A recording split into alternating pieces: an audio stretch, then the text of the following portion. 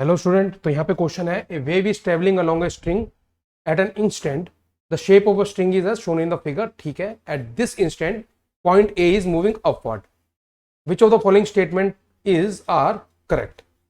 तो इस डायग्राम जो मैंने नीचे लिया है ना, वहां से जो बड़ा वाला डायग्राम यहाँ पे लिया, इसके बेस पे समझने की कोशिश करते हैं। तो बच्चे बहुत ध्यान से समझना, अगर ए पार्टिकल ऊपर मूव कर रहा है थोड़ी सी इंस्टेंट में, तो मैं मान लेता हूं ए पार्टिकल यहां मूव कर जाता है।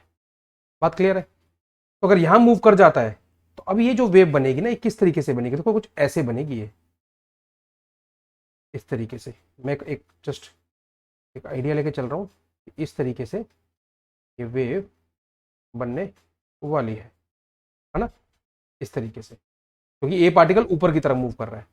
तो किसी पर्टिकुलर टाइम पे, यानी कि इनिशियल तो वेव की पोजीशन ये है, और फाइनल जो मैंने डॉटेड बनाई है, रफली जो मैंने बनाई है।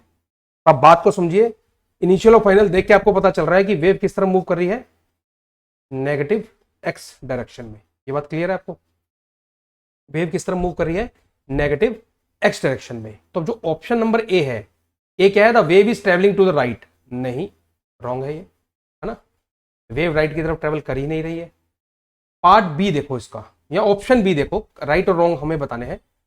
ऑप्शन बी है displacement amplitude of the wave is equal to displacement of B at this instant. Displacement amplitude क्या होता है? पार्टिकल की जो मैक्सिमम डिस्प्लेसमेंट होगी एक्स एक्सिस से during the propagation of wave, है ना, वाई डायरेक्शन में। वाई डायरेक्शन में, या ये कह लीजिए कि एक्स डायरेक्शन से परपेंडिकुलरली जो मैक्सिमम डिस्प्लेसमेंट आएगी, जिसको हम एम्पलीट्यूड भी कहते हैं, है ना। इस डायग्राम में हम ध्यान से देख सकते हैं कि अगर हम बात कर रहे हैं वेव के एम्पलीट्यूड की, तो ऑब्वियसली वो बी की पोजीशन से हमें दिख रहा है। किससे दिख रहा है? बी की पोजीशन से। देखो मैं यहां पे मार्क कर रहा हूं, ये देखो, है ना, बी की पोजीशन से हमें वो एम्पलीट्यूड दिख रहा है। तो बिल्कुल सही कहा है ऑप्शन बी में, displacement amplitude of the wave is equal to the displacement of B at this instant. B आपका एकदम करेक्ट है। अब हम बात करते हैं किसकी? सी की। At this instant velocity of C is also directed upward. वो तो देखो ग्राफ से देखना पड़ेगा आपको। यहां पे हमें डायग्राम जो दिया हुआ है, ध्यान से देखो, इनिशियल वेव और फाइनल वेव अगर हम बनाते हैं, तो सी पार्टिकल अगर हम देखें तो सी पार्टिकल यहां मूव कर गया, है ना। तो सी पार्टिकल की मूवमेंट डाउनवर्ड हुई है। सी पार्टिकल पहले कहां पे था? सी पार्टिकल पहले यहां पे था, अब वो मूव करके यहां पे आ गया है, यानी कि मूवमेंट नीचे की तरफ हुई है। तो उन्होंने बोला है ऑप्शन सी में, at this instant velocity of the C is also directed upward, नहीं डाउनवर्ड। इस इंस्टेंट पे सी नीचे की तरफ मूव कर रहा है, ठीक है। तो ऑप्शन नंबर सी भी आपका रोंग हो गया। अब करते हैं ऑप्शन डी की बात। Phase difference between A and C may be equal to π/2। तो सब कुछ इरेज करता हूं यहां पे मैं, हम देख लेते हैं यहां पे क्या बात कर रहे हैं ऑप्शन नंबर डी में। ऑप्शन नंबर डी में कह रहे हैं कि ए और सी के बीच में जो फेज डिफरेंस है वो π/2 हो सकता है।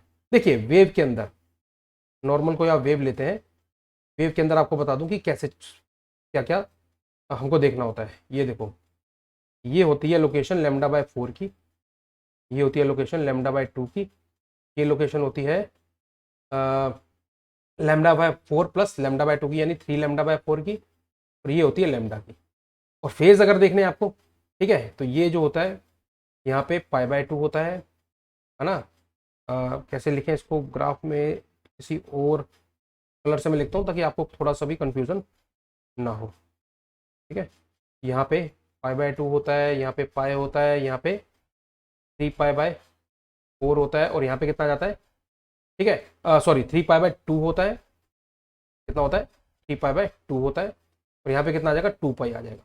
यानी कि π/2 फेज डिफरेंस के लिए जो पाथ डिफरेंस है वो कितना होना चाहिए, λ/4 होना चाहिए।